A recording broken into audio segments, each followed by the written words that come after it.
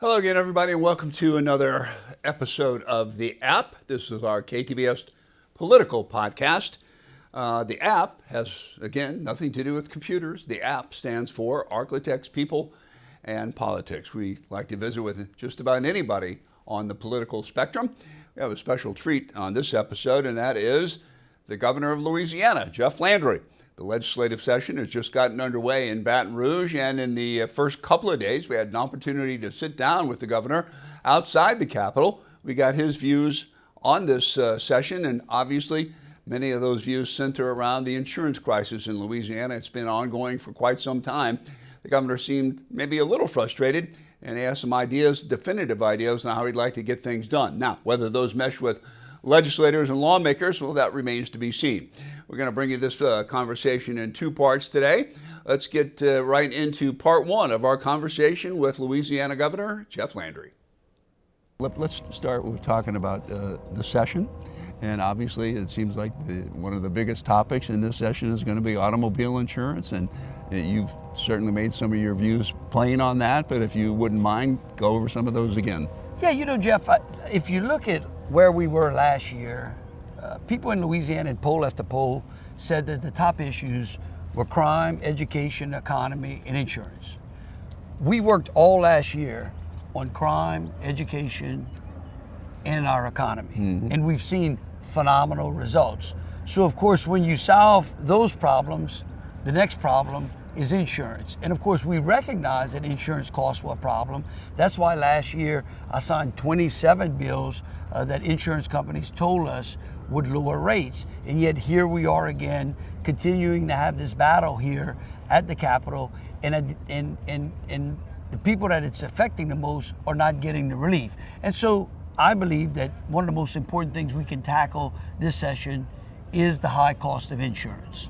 I think most people in the state would agree with that. You just had an event here on the steps of the Capitol about distracted driving. That all plays into that. What are some of the main things that have to be done to get those rates down? Well, I think it's important to focus on the data and to focus on the facts, and to not allow what's been happening in this Capitol for over 30 years is both sides to come over here and gaslight both the public and legislators and promise them a whole lot of things, and then when they act on those things, nothing gets delivered. I think that the best way to do this, when you look at the data, you act on that data.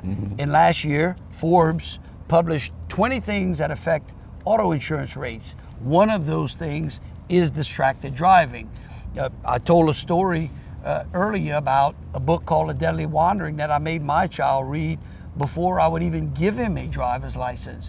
Because one of the most deadliest things you can place in your children's hands is that cell phone. The ability of that cell phone to distract them when they're driving is not only injurious, but it can be deadly as well. And I'm glad that the legislature is finally seeing fit to put some teeth in our distracted law.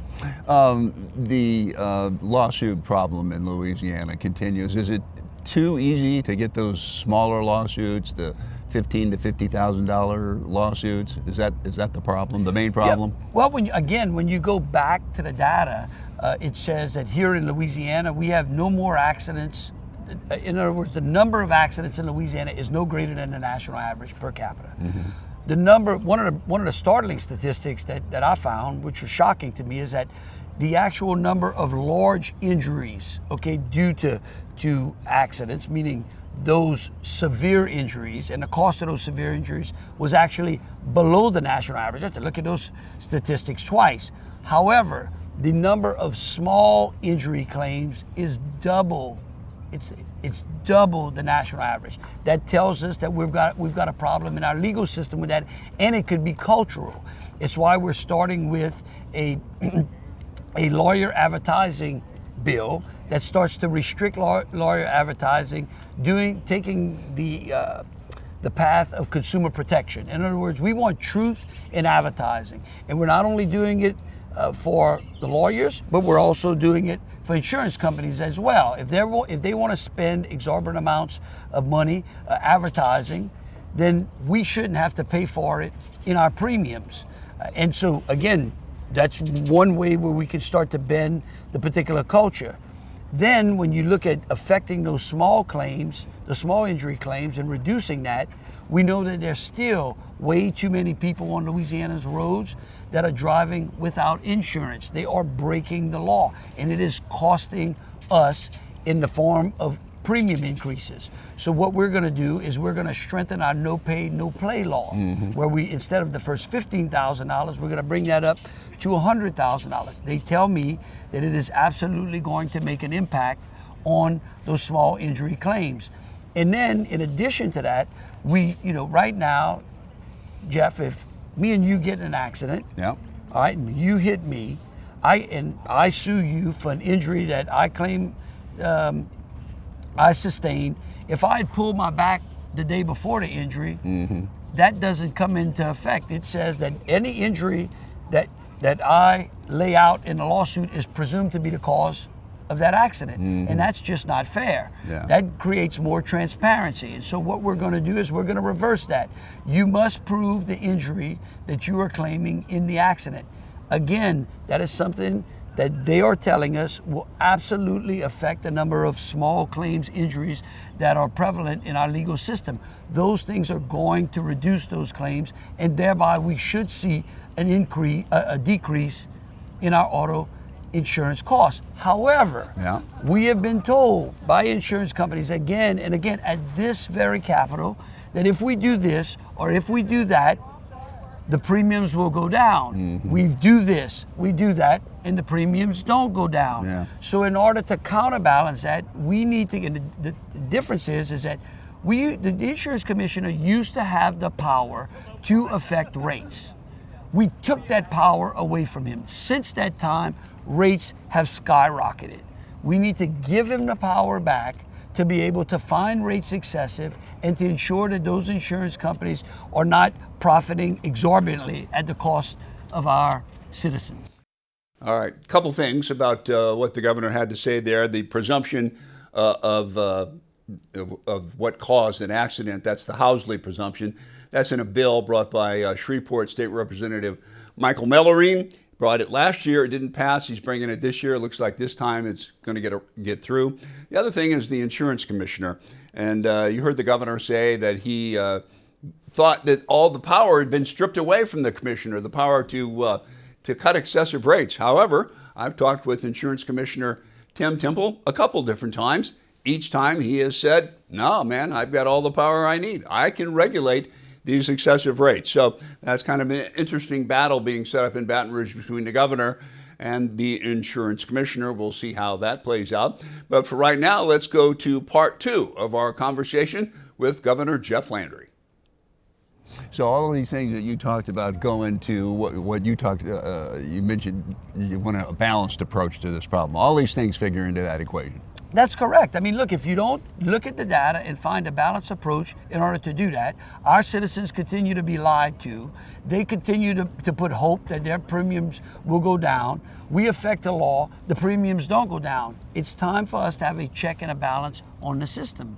Okay, let's pivot a little bit and talk about some of the projects that have been coming into the state over the past year or so. I know you're proud of those. Yeah, I mean, look, when you look at where we are, again, Louisiana has finally started moving itself off of the top of all of the bad lists and off of the bottom of all the good lists. All of the things that the people of this state have been clamoring for is when you look at the data, is absolutely happening. And the proof is the number of private investment dollars that are flowing into the state. I mean, right now, do you realize we've had a 127 increase in job opportunities in Louisiana? When that happens, that means people stay in Louisiana and people move into Louisiana. There has never been a time, I haven't been able to find it, nobody's been able to, maybe you could tell me. There's never been a time when we have had more private investment in this state. And not only that, but in North Louisiana itself. I mean, right now we have over $50 billion worth of projects that are going on and have started here in Louisiana. That is going to reverberate around the economy for many years to come. The $10 billion investment in Meta in North Louisiana is going to move across I-20, I believe. That type of industry is going to move across I-20 and going to impact North Louisiana, the likes of which we've never seen. It's historic. And then yesterday we announced a chip processing plant that's going to be located in Ruston. So again, you're starting to see that trend move up and down I-20 or across I-20 from east to west. And you may have some announcements for the northwestern part yes, of the state? I think we're going to have some. I've got my fingers crossed. Susan Bourgeois and her team over at LED are working feverishly. We had an announcement the other day where the Guard, I think with Senator Bass, where the Guard is now moving its cybersecurity section up to Bossier. I think again, all of the things that surround Barksdale are going to further drive economic opportunities for Shreveport. We hope to be up there to make an announcement. All right, you're going to come see us when you do that, right? I will. And I meant you spoke with pride in your speech on the House floor about deploying troops overseas, the 256. Yeah, I mean, look, on Sunday I went and was able to speak before over 700 Louisiana men and women who are being deployed to the Horn of Africa and to Kosovo.